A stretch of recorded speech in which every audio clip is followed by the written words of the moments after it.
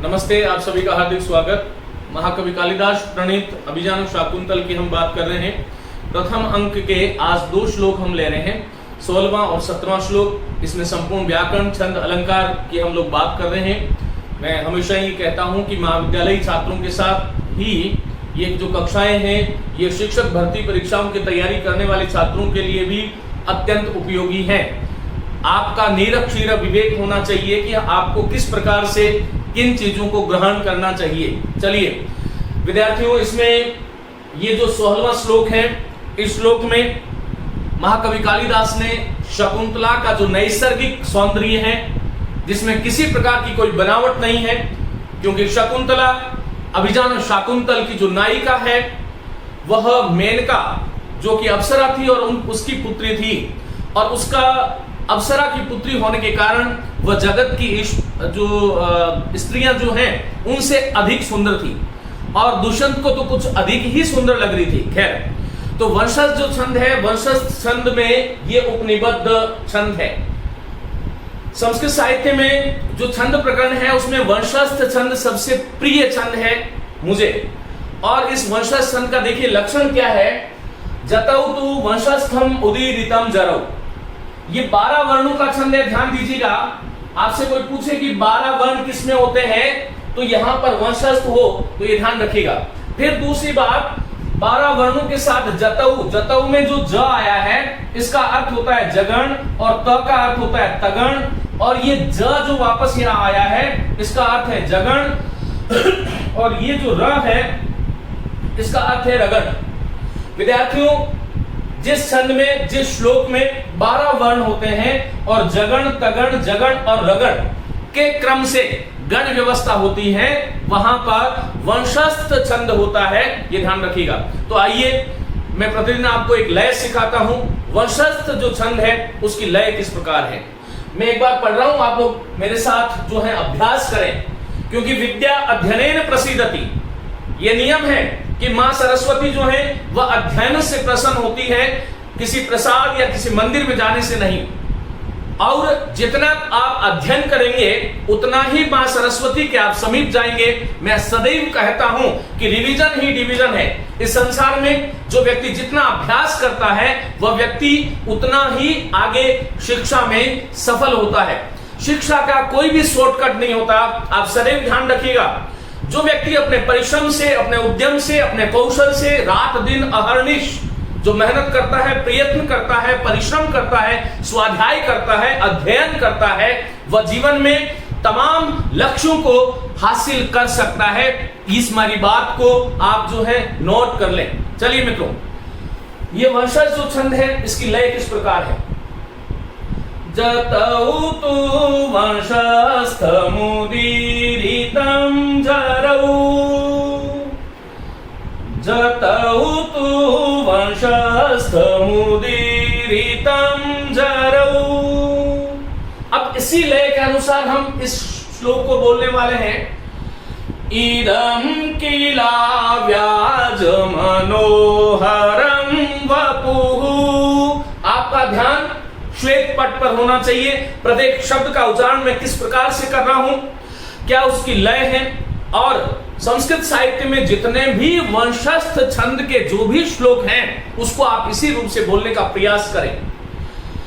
इदं किला व्याज मनोहरं वपुः तपः क्षमं साधयितुं य इच्छति। ये 2 पंक्तियां हो गई। अब तीसरी पंक्ति जरा ऊपर जाएगी। ध्रुवं स नीलोत्पलपात्रधारया, ध्रुवं स नीलोत्पलपात्रधारया शमिलतां चेतुं ऋषिर्व्यवसयति, शमिलतां चेतुं ऋषिर्व्यवसयति। तो ये इस प्रकार से आप इसका अभ्यास कर सकते हैं। आइए इसकी व्याकरण की बात करते हैं। इदम शब्द सर्वनाम शब्द है, ये ध्यान रखें। ये किला व्याज जो शब्द बनता है इसमें देखिए किल और अव्याज शब्द है।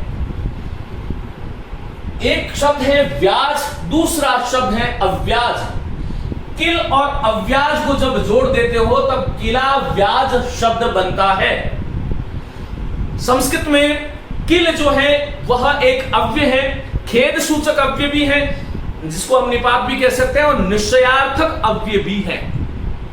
किल शब्द के, किल अव्यय के बहुत सारे अर्थ हो सकते हैं। यहां पर इस पद्य में आया हुआ जो किल शब्द है, जो जिसे मैं अव्यय कह रहा हूं, इसके दो अर्थ हैं। यहां पर राजा दुष्यंत जो है, ये दुष्यंत के मुख से कहलाया है कालिदास ने। राजा दुष्यंत यहां पर खेद भी प्रकट कर रहा है और साथ ही साथ निश्चय भी कर रहा है। इस एक ही पद से दो चीजें हैं, एक तो वो निश्चय प्रकट कर रहा है, निश्चय पूर्वक कह रहा है ये बात, और एक खेद भी प्रकट कर रहा है। तो यहां पर देखिएगा ये किल और अव्याज। अब यहां पर अव्याज में देखो एक शब्द है व्याज, न व्याज इति अव्याज, न व्याज यस्मिन स या तत् अव्याज। व्याज शब्द कैसे बनता है संस्कृत में ध्यान रखिएगा, वी उपसर्ग है, अज धातु है प्रकाशन अर्थ में, और घय प्रत्यय। इसको जब जोड़ोगे प्रक्रिया में तो घय प्रत्यय जोड़ने से आदि वृद्धि हो जाती है, अ का आ हो जाएगा और वी और आज मिलकर के व्याज शब्द बनता है। विद्यार्थियों, व्याज का अर्थ होता है बहाना या बनावटी।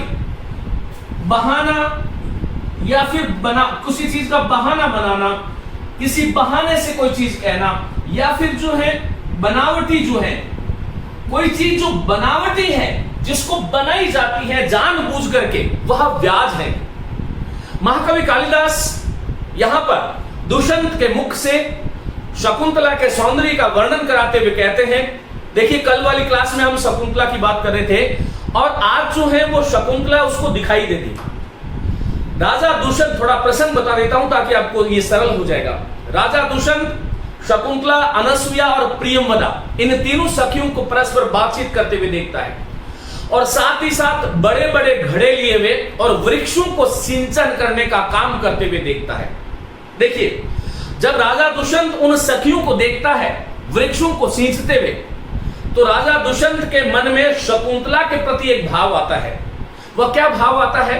राजा दुष्यंत मन में सोचता है कि ये स्वभाव से जो कोमल है, स्वभाव से जो सुंदर है, जो नैसर्गिक सौंदर्य है, अव्याज सौंदर्य है, जिसमें किसी प्रकार का कोई बनावटीपन नहीं है, वह अव्याज है। व्याज का अर्थ बनावटी, तो अव्याज अर्थात जिसमें कोई बनावटी नहीं है, कोई बनावटी नहीं है, कोई कृत्रिमता नहीं है, नैसर्गिक प्राकृतिक सहज स्वाभाविक सौंदर्य की स्वामिनी शकुंतला को जब वो देखता है और देख करके उसके मन में विचार आता है कि ये अव्याज मनोहरम वपु, ये जो है प्राकृतिक रूप से, स्वाभाविक रूप से सौंदर्य, मनोहरम मन को हरने वाले वपु माने शरीर को, यह महर्षि कण्व तपस्या के योगी बना रहा है।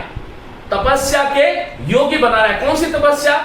घड़े से वृक्षों में जल को सींचने को यहां पर तपस्या बताया है। दूसरा अर्थ भी हो सकता है कि ये जो तपोवन है, तपोवन में तो कोई भी व्यक्ति रहता है तो तपस्या करता है, और ये शकुंतला का शरीर तो सुकोमल है, सुकोमल शरीर से किस प्रकार तपस्या हो सकती है। और इस बात को सोचते हुए दुष्यंत अपने मन में विचार करता है कि ये स्वाभाविक रूप से सौंदर्यवती, सौंदर्यशालिनी जो शकुंतला है, उसके साथ राजा कण्व, महर्षि कण्व बहुत बड़ा अन्याय कर रहे हैं। क्या अन्याय कर रहे हैं? कि उसके इस सुकुमार शरीर को तपक्षमम साधितुम यच्छति, तपस्या के क्षमम योग्य साधितुम बनाने का व्यवसायी प्रयास कर रहा है, यत्न कर रहा है, प्रयत्न कर रहा है। शकुंतला का शरीर तपस्या के योग्य है ही नहीं, वो इतनी सुकुमारी है। तो ऐसी सुकुमारी को तपस्या के लिए तपस्या में लगा देना ये निश्चित रूप से अन्याय है। फिर वो आगे कहता है कि ये बात ठीक वैसे ही है जैसे नीलोत्पल, जो कमल की जो पंखुड़ी होती है, उस पंखुड़ी की जो धार होती है, देखिए यहां पर बिंब, देखिए दृष्टांत अलंकार है। नीलोत्पल, नीलम च तत् उत्पलम, कर्मधारी समास है। नीलम च तत् उत्पलम, कर्मधारी समास। नीलोत्पल जो कमल जो है, उस कमल की जो पंखुड़ी है, उस पंखुड़ी की जो कोमल पंखुड़ी है कमल की, उसकी धार से जैसे कोई व्यक्ति शमी लता, शमी कौन? खेजड़ी का वृक्ष, खेजड़ी की वृक्ष की शाखा को काटने का प्रयत्न जैसे कोई करता है, उसका प्रयत्न वह निष्फल होता है। जैसे हम कमल की पंखुड़ी की धार से शमी लता रूपी कठोर वृक्ष को काट नहीं सकते, ठीक उसी प्रकार ये शकुंतला जो स्वाभाविक रूप से सुंदर है, कोमलांगिनी है, इस कोमलांगिनी शकुंतला से इस प्रकार की तपस्या का कार्य करवाना निश्चय ही यहां पर दुष्कर है। और ये बात ठीक वैसे ही है जैसे कमल की जो पंखुड़ी की जो धार है, उससे कोई व्यक्ति यदि वो शमी लता को काटने का प्रयत्न करेगा तो वह प्रयत्न अवश्य ही उसका निष्फल होगा। तो यहां पर देखिए अन्वय कर रहे हैं, किल निश्चय ही, यह अर्थात जो अव्याज मनोहरम, अव्याज जो स्वाभाविक रूप से सौंदर्य है, इदं वपु जिसका शरीर स्वाभाविक रूप से सौंदर्य है, कृत्रिम प्रसाधनों का प्रयोग जहां पर नहीं किया गया है, ऐसे वपु को, ऐसे शरीर को तपः क्षमम, तपस्या के क्षमम अर्थात योग्य या साधितुम बनाने की इच्छति, जो इच्छा कर रहा है वह ऋषि ध्रुवम निश्चय ही स ऋषि, ध्रुवम अर्थात निश्चय ही सब ऋषि, वह जो ऋषि है कौन? कण्व। वो ठीक ये काम वैसे ही कर रहा है जैसे कोई व्यक्ति नीलोत्पल पत्र धारया, नीलम च तत् उत्पलम, नीलोत्पल अर्थात कमल के पत्र की धार, कमल के पत्र अर्थात जो पंखुड़ी जो होती है, उस कमल के पंखुड़ी की धार से शमी लताम, शमी का जो वृक्ष है, खेजड़ी का जो वृक्ष है, यहां पर लताम का अर्थ शाखा है, खेजड़ी के वृक्ष की शाखा को छेतुम अर्थात काटने का, अलग करने का, भेदने का प्रयास कर रहा है। मानो वह ऋषि जो है इस सुकुमार शरीर को तपस्या के योग्य बना करके ठीक वैसे ही काम कर रहा है जिस प्रकार से कोई कमल नाल की जो पंखुड़ी की जो आगे वाली जो धार है कोमल पत्ते की, उस कोमल पत्ते की धार से कोई व्यक्ति शमी लताम से तुम ऋषि व्यवस्यति, शमी जो खेजड़ी का जो वृक्ष है उसकी लता अर्थात उसकी शाखा को छेतुम अर्थात काटने का प्रयास कर रहा है। यह निष्फल प्रयास है, महर्षि कर्ण को ऐसा नहीं करना चाहिए। पहली बार दर्शन हुआ, पहली बार दर्शन होते ही इस प्रकार की संवेदनाएं जो है उस राजर्षि दुष्यंत के मन में शकुंतला के प्रति उत्पन्न हो गई। और ये जो अंकुरण है वह यह अंकुरण गांधर्व विवाह में जाकर के परिणत होता है अंत तो गत्वा। और उसके आगे का जो कथानक है मैं पूर्व की कक्षा में आपको भली भांति बता चुका हूं। आइए कुछ व्याकरण की बात करते हैं। अर्थ में बता चुका हूं, किल अव्यय है, अव्याज शब्द कैसे बना मैं आपको बता चुका हूं। वी अज और भय, मनोहरम जो शब्द है उसमें देखो पहली बात तो विसर्ग संधि है और मनः शब्द है, फिर हरि धातु के साथ में अच प्रत्यय जुड़ता है, ध्यान रखिएगा। तब मनोहरि का अच जुड़ने से हर शब्द बनेगा और मनः के साथ में जब हर जुड़ता है तो विसर्ग संधि होकर के मनोहर शब्द बनता है। फिर इस तपस्या के क्षमम समर्थ साधितुम, साध धातु है, साधने अर्थ में इस साध धातु के साथ में ऋच प्रत्यय हो जाएगा और फिर तुमुन प्रत्यय जुड़ जाएगा। ऋच प्रत्यय प्रेरणार्थक प्रत्यय है और प्रक्रिया में हम नहीं जाएंगे। साधितुम शब्द पूछे तो कौन सा धातु है? साध धातु है, ऋच प्रत्यय है, तुमुन, ऋच और तुमुन दो प्रत्यय है, तुमुन प्रत्यय के लिए अर्थ में होता है। यत्र शब्द का पुल्लिंग में यह रूप बनता है, विसर्ग का लोप हो गया क्योंकि आगे स्वर है। इच्छ धातु का लट लकार प्रथम पुरुष एक वचन इच्छति बनता है। ध्रुवम जो है अव्यय है, स कौन? वह ऋषि के लिए नीलोत्पल शब्द बता चुका हूं, कर्मधारय समास का उदाहरण है। पत्रस्य धारा, पत्र धारा और तया पत्र धाराया तृतीया व्यक्ति का प्रयोग हुआ है। शमी लताम, जो शमी वृक्ष की जो लता, लता का अर्थ यहां पर शाखा है, मैंने आपको बताया क्योंकि खेजड़ी के लता नहीं होती, शाखा होती है। और छेतुम, यहां पर इसको देखो मैंने अलग अलग लिखा है। छेतुम जो शब्द है वो छिद धातु के साथ में तुमुन प्रत्यय जुड़ता है। तुमुन प्रत्यय जुड़ने से छ में जो ई था उसका ए हो गया, शब्द बनता है छेतुम। फिर ऋषि शब्द हम जानते हैं जो है गति अर्थ वाली धातु से बना है। और व्यवसायती शब्द जो है, देखो ये व्यवसायती, ये व्यवसायती शब्द आपसे पूछे किस लकार में है, तो ये लट लकार में है, ये ध्यान दीजिएगा, नोट करें इस बात को। व्यवसायती जो शब्द है उसमें वी उपसर्ग है, वी के साथ में अ उपसर्ग है। याद रखो दिवादी गण की एक धातु है सो धातु है, और इसका लट लकार में प्रथम पुरुष एकवचन में स्यति रूप बनता है, स्यति स्यत स्यन्ति। वी और अव के मध्य संधि हो जाएगी, यण संधि व्यव हो जाएगा, व्यव के साथ में स्यति जोड़ दोगे तो ऐसी शक्ल वाला एक शब्द बन जाएगा जिसमें वी उपसर्ग अ उपसर्ग, सो धातु दिवादी गण की है, और दिवादी गण की ये सो जो धातु है उसका स्यति आदेश हो जाता है, शब्द बनता है व्यवसायति। जो महाविद्यालयी छात्र हैं उनको तो विशेष में ये चीजें जो मैं आपको बता रहा हूं वह लिखनी है। और जो छात्र जो है प्रतियोगी परीक्षाओं की तैयारी कर रहे हैं उनसे ये पूछा जा सकता है कि नीलोत्पल शब्द में कौन सा समास है, किल और अव्याज के मध्य कौन सी संधि है, संस्कृत में किल का अर्थ क्या है, मनोहरम शब्द में कौन सी संधि है, ये शब्द बना कैसे है। तो यहां पर मेरा उद्देश्य केवल और केवल इसके अर्थ को बताना नहीं है, क्योंकि ये तो सर्वत्र उपलब्ध है, कोई मैं बड़ा काम नहीं कर रहा। लेकिन जब गुरु मुख से आप इस प्रकार की चीजों को सुनते हो तो वो स्थायी हो जाती है, और मेरा उद्देश्य भी यही है कि मेरे छात्र को, मेरे विद्यार्थी को ये जो है वो तोता नहीं बने, वो रटे नहीं, इन चीजों को सीखे। ये ध्यान दीजिएगा, ये जो श्लोक है इस श्लोक में दृष्टांत अलंकार है। दृष्टांत अलंकार जो है उसका लक्षण है दृष्टांतस्तु सधर्मस्य वस्तुनः प्रतिबिंबनम। दृष्टांतस्तु सधर्मस्य वस्तुना प्रतिबिंबनम, अर्थात समान धर्म वाली वस्तु का जहां पर बिंब प्रतिबिंब भाव होता है वहां पर दृष्टांत अलंकार है।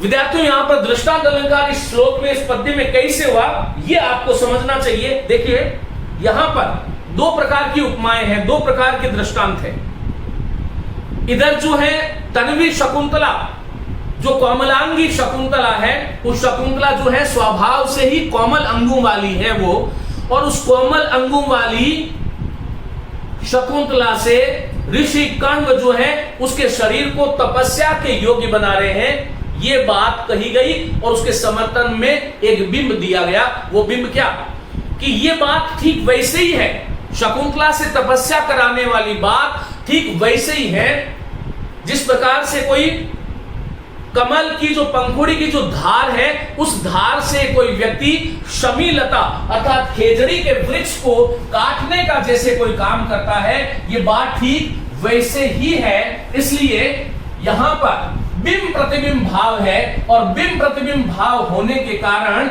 इस श्लोक में दृष्टांत अलंकार है। जो ध्रुवम शब्द आया था उसमें उत्प्रेक्षा अलंकार भी है। संभावनम अथोत्प्रेक्षा प्रकृतस्य समेन यत्, उत्प्रेक्षा अलंकार के लक्षण है। अलंकारों में इसकी विस्तार से बात करेंगे, ये ध्यान रखिएगा। मैंने आपको व्याकरण बता दी, छंद बता दी, अर्थ बता दिया, और शब्द कैसे बने उसके बारे में हमने बात कर ली। आइए आगे का बहुत ही महत्वपूर्ण श्लोक इसकी ओर चलते हैं। और सबसे पहले ध्यान रखें कि ये जो पद्य है ये संस्कृत साहित्य में मालिनी छंद का सुप्रसिद्ध उदाहरण है।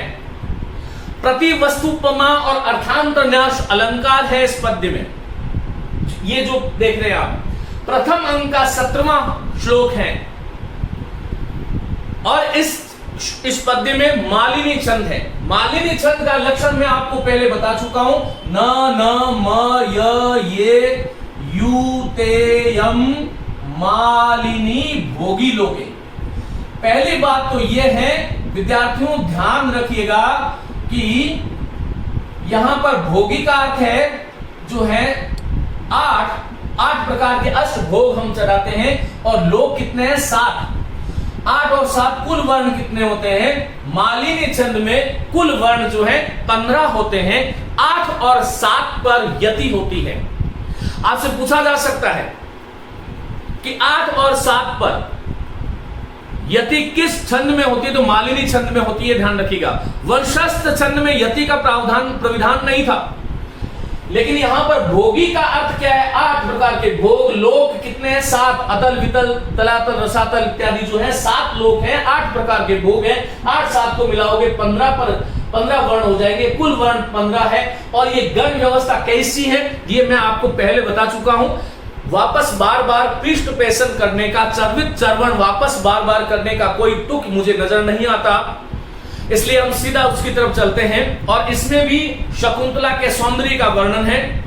राजा शकुंतला को इस प्रकार की अनिंद्य सुंदरी के रूप में कल्पित करता है और कालिदास उस दुष्यंत के मुख से इस प्रकार के शब्दों से उस शकुंतला के सौंदर्य का वर्णन करवाता है। तो यहां पर हम जानते हैं नगण नगण मगण और यगण यगण, नगण नगण मगण यगण यगण, युतेयम युति होनी चाहिए, 2 यगण, 5 गण हो गए और 15 वर्ण 8 और 7 पर यदि मालिनी छंद है। आइए हम सीखते हैं मालिनी छंद की लय जो है वो कैसी होती है। मेरे साथ आप लोग जो है इसका अभ्यास कर सकते हैं। संस्कृत भाषा मधुरा भाषा वर्तते, वयं सर्वैरेव जानीमः। अस्मिन् संसारे या काहापि भाषाः वर्तन्ते तासु सर्वासु भाषासु संस्कृतं किंचित् विशिष्टं वर्तते। तस्य कारणं किमस्ति? यतोहि एषा भाषा मधुरा वर्तते, कर्णप्रिया च वर्तते। अतः संस्कृतस्य उच्चारणं कथं करणीयम् इति, संस्कृत का उच्चारण किस प्रकार से करना चाहिए, अस्माभिः एवं प्रयासः करणीयः, हमें ये प्रयास करना चाहिए। यावत् शक्यम, जितना हो सकता है, तावत् वयम शुद्धम वदामः। एवं भवितुं शक्यते, ये हो सकता है। कदाचित अहमपि कस्यापि शब्दस्य व वर्णस्य अशुद्धम उच्चारणं करोमि, एवं भवितुं शक्यते, ऐसा हो सकता है। तथापि अहम फिर भी मैं स्वकीय प्रयासम सदैव करोमि, अपना प्रयास सदैव करता हूं कि मैं शुद्ध जितना बोल सकता हूं उतना बोलूं। हमारी जो जिह्वा है, जिसको हम मदर टंग कहते हैं, मातृभाषा का प्रभाव जो है वह सर्वत्र देखा जाता है। लेकिन संस्कृत की एक लय है, कश्मीर से लेकर कन्याकुमारी तक संस्कृत का एक ही उच्चारण है। और इस दुनिया में कोई ऐसी भाषा नहीं जो इतने बड़े क्षेत्र में बोली जाती है।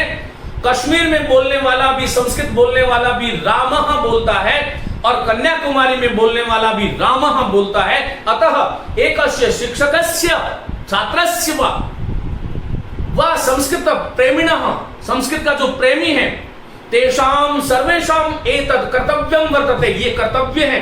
यद वयम यावत् शक्यम, जितना हो सकता है उतना संस्कृतस्य शुद्धं प्रयोगम आचरणम व लेखनम व उच्चारणम वयं कुर्मः, तदैव संस्कृतस्य शोभा वर्तते। एषा भाषा श्रद्धया स्वयमेव आगच्छति। अहं वदामि, बहुवारं मया उक्तवान, ये गलत प्रयोग हो गया। मया उक्तम, क्योंकि उक्तवान में तौतु प्रत्यय है और तौतु प्रत्यय मया के साथ नहीं लगता, कर्तृवाच्य का प्रयोग होता है। बहुवारं मया उक्तम, बहुत बार मैंने कहा। यत् यदि अस्माकं मनसि संस्कृतं प्रति श्रद्धा वर्तते, संस्कृत के प्रति श्रद्धा है, चेत संस्कृतं स्वयमेव आयाति, नास्ति अत्र किंचित अपि संदेहः। अतः अस्माभिः सदैव एतावत् प्रयासः करणीयः। इस प्रकार का हमारे द्वारा प्रयास सदैव होना चाहिए। चलिए मित्रों, मालिनी छंद की लय क्या होती है? ये जो पद्य है इसमें मालिनी छंद है, मैं बोलूंगा, आप यहां पर ध्यान रखिएगा प्रत्येक शब्द पर। सरसिज मनुविधं, सरसिज मनुविधं, शैवलेनापि रम्यं, नानामययुतेयं मालिनी भोगिलोकै सरसिजमनुविधं शैवलेनापि रम्यम्। दूसरी पंक्ति देखिए, मलिनमपि हिमांशो लक्ष्मीं तनोति इयमधिकमनोजा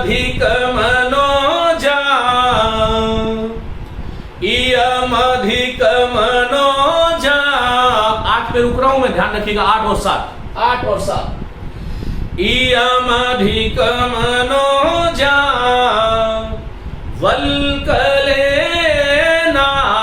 तन्वी।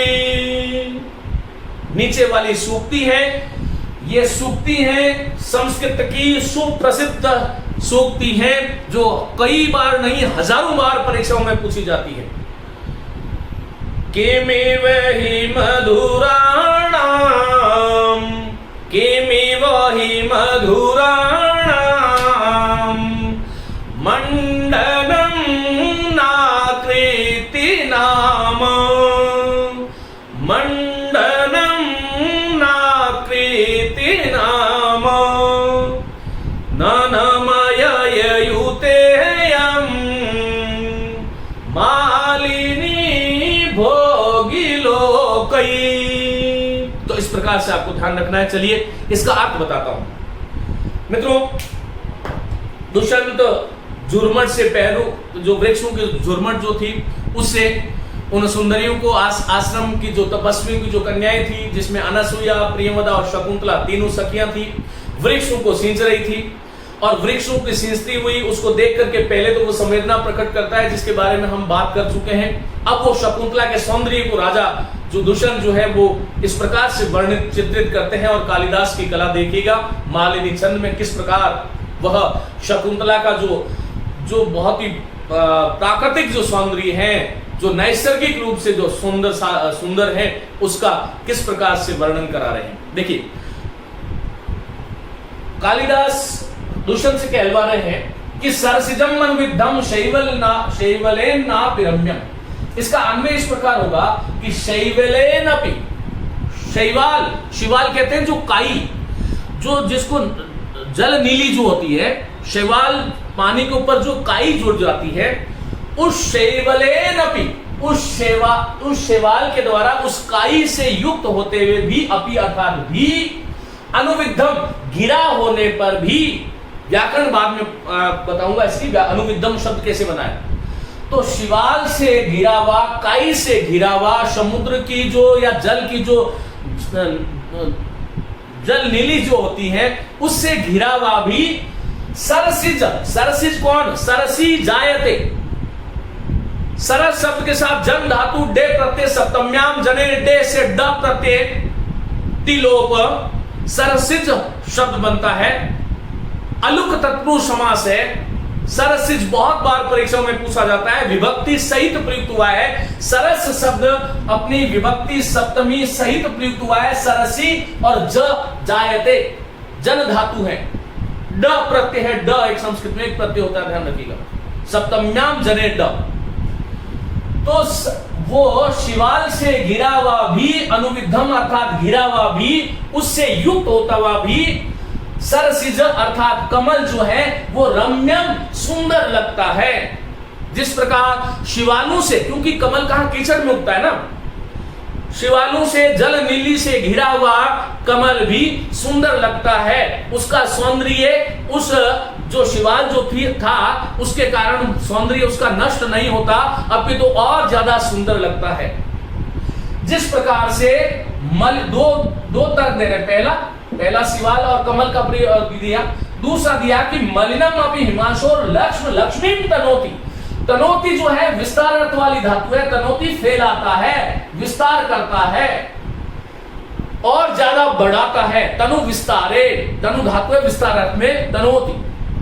तो यहां पर देखो, और मलिनम अपि हिमांशो, मलिनम अर्थात वह मलिन, जो मलिन लक्ष्म कहते हैं, जो कलंक है।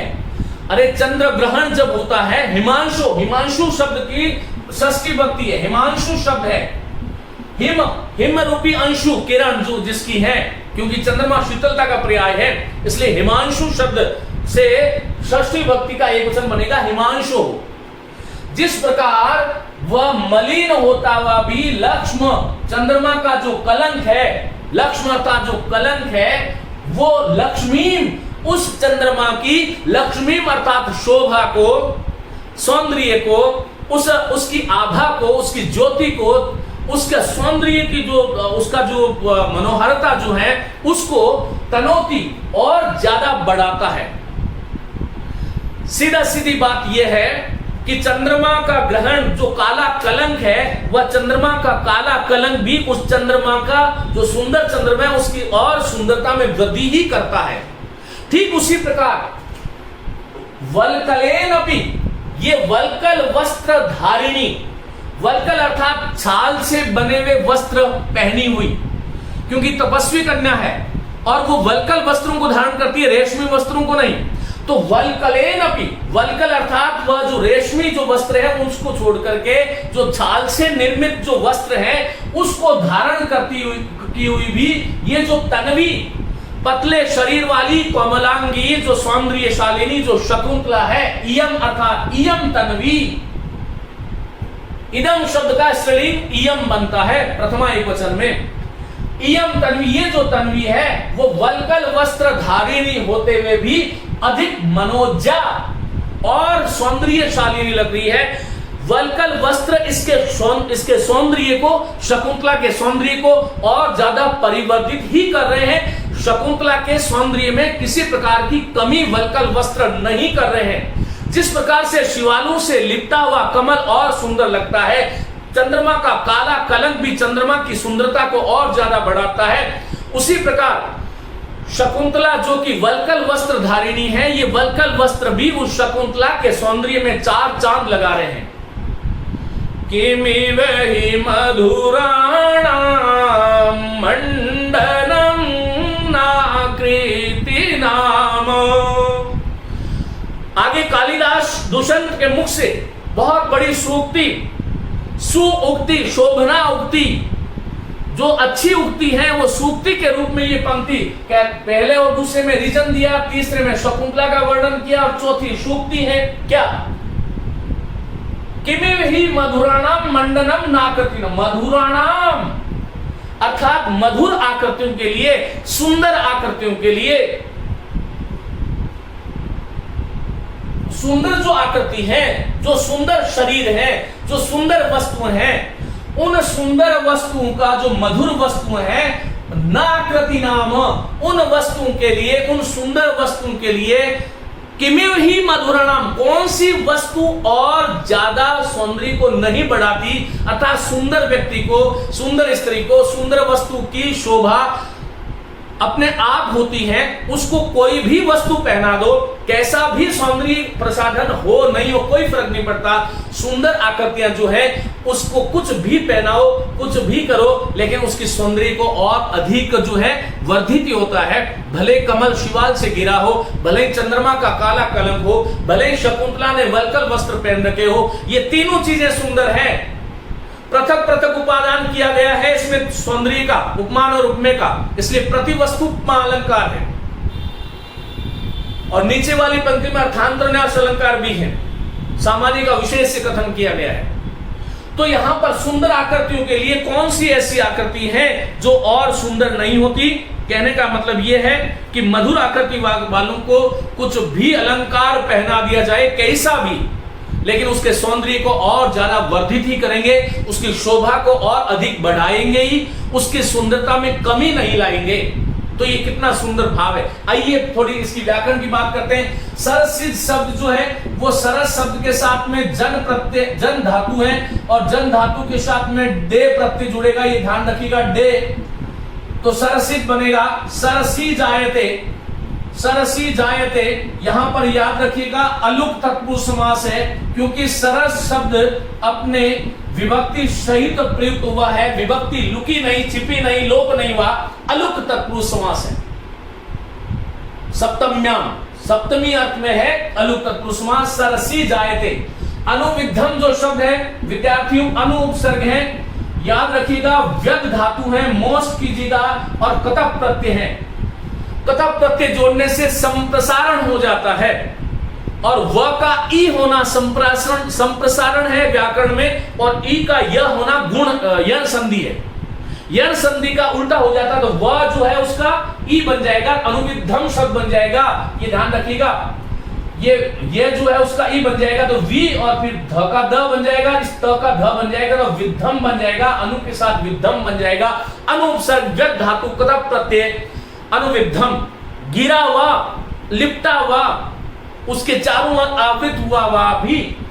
शैवलेन तृतीया विभक्ति है, अपि दीर्घ संधि हो गई है। रम्यम शब्द जो है वो रम धातु के साथ में यत प्रत्यय है, वो एक, हालांकि अचो यत प्रत्यय जो है स्वरांत धातु से होता है, लेकिन ये वार्तिक है, उस वार्तिक से रम गम हम गम्य हन्य इस प्रकार की धातु के साथ यत प्रत्यय हो जाता है, तो रम्यम शब्द बनता है। मलिनम के साथ में अपि जुड़ गया, मलिनम हिमांशु बता चुका हूं, लक्ष्म कलंक को कहते हैं, लक्ष्मी शोभा ऐश्वर्य, वह लक्ष्मी नहीं है। तनोति विस्तार अर्थ वाली धातु है, लट लकार है, फैलाती है, बढ़ाती है। इयम और अधिक से अयम अधिक बनेगा। मनोजा जो शब्द है वो देखो मनस कर सकते हो आप, मनस के साथ में जा धातु है, जा के साथ में क प्रत्यय और ताप प्रत्यय, ध्यान रखिएगा। इस प्रकार मनोजा शब्द बनता है। वलकल की तृतीय विभक्ति वलकलेन है, और वलकलेन के साथ में अपि जोड़ोगे तो वलकलेन नापि बन जाएगा। तन्वी विशेषणवाचक शब्द है जो शकुंतला के लिए प्रयुक्त हुआ है। किम्यू, किम और यू को जोड़ोगे, संधि नहीं है यहाँ पर संयोग है, तो किम्यू बन जाएगा। ही संस्कृत का अव्यय है, हिंदी में ये दीर्घ हो जाता है, संस्कृत में ही होता है। मधुराणाम, मधुर शब्द की षष्ठी विभक्ति बहुवचन है। मंडनम प्रथमा का एक वचन है। न आकृति नाम, आकृति शब्द जो है आ उपसर्ग के साथ में क्री धातु के साथ में कृति प्रत्यय जुड़ता है स्त्री की विवक्षा में, तो आकृति शब्द बनता है, और आकृति शब्द की षष्ठी विभक्ति ती दीर्घ हो जाएगी और ये शब्द बनेगा आकृति नाम। तो ये थी इसकी व्याकरण, समास के बारे में बात करी, छंद के बारे में बात करी, शब्दों की व्युत्पत्ति किस प्रकार होती है इसके बारे में बात करी। और विद्यार्थियों बड़े मनोयोग से आप लोग पढ़िएगा, मैं मेरी तरफ से, क्योंकि देखिए ये ऑनलाइन कक्षाएं हैं, ऑनलाइन कक्षाओं में हम किसी चीज को बहुत ज्यादा विस्तार से नहीं बता सकते। एक एक शब्द को लेकर के बहुत सारी चीजें की जा सकती हैं, बहुत सारी चीजें बताई जा सकती हैं, लेकिन यहां पर क्योंकि ये कम समय में अधिक से अधिक मैं आपको किस प्रकार से दे सकता हूं, यही मेरा भाव होता है। यदि कोई फिर भी आपको चीज समझ में नहीं आए तो ये ध्यान रखिएगा, जो मेरा YouTube चैनल है उसके आप टेलीग्राम ग्रुप को ज्वाइन कर सकते हैं, वहां आप कोई प्रश्न पूछ सकते हैं। YouTube पर भी आप जो है कमेंट करके मुझे आप बता सकते हैं कि सर ये चीज हमें जो है अच्छी नहीं लगी या समझ में नहीं आई, या किस प्रकार से कौन सी विधि से और ज्यादा सरलता से मैं समझा सकता हूं, इसके बारे में आप लोग बिल्कुल खुले मन से बात कर सकते हैं सभ्यता के साथ, ये ध्यान रखिएगा। क्योंकि मैं प्रयास यहां पर यह करता हूं कि जो सीखने वाले हैं संस्कृत और जो सीखे हुए हैं उनके बीच में किस प्रकार से तारतम्य स्थापित हो जाए, और इस तारतम्य के साथ ही इन कक्षाओं का जो है मैं आपके सामने इन कक्षाओं को लेकर के आता हूं, प्रयास करता हूं कि दोनों प्रकार का जो संवर्ग है वो यहां से कुछ सीखे, जो सीखे हुए हैं वो और ज्यादा सीख जाए, और जो बिल्कुल नए हैं उनको कुछ प्रेरणा मिले, संस्कृत के प्रति और कुछ नहीं तो प्रेम हो जाए। क्योंकि शिक्षा से प्रेम करने वाला व्यक्ति इस सृष्टि में बहुत दुर्लभ है। कहते हैं ना, मनुष्य जीवन मिलना दुर्लभ है, और मनुष्य जीवन मिल गया तो उसको शिक्षा की तरफ उन्मुख होना ये उससे भी दुर्लभ है, और फिर उसको जीना और उस शिक्षा को क्रिया में जीवन में उतार लेना। क्योंकि जानम भार क्रिया में बिना, ज्ञान जो है वो भार है, जब तक मेरे व्यवहार में नहीं आया तो मैं तोता हूं। मैंने जो सीखा मेरे व्यक्तित्व में ही वो लक्षित नहीं हो रहा तो वो ज्ञान है ही नहीं। खैर, बहुत सारी बातें हैं जो हम हमेशा इस प्रकार से करता रहता हूं मैं आप लोगों के साथ, और उम्मीद करता हूं ये कक्षाएं आपके लिए उपयोगी है। नमस्ते, धन्यवाद।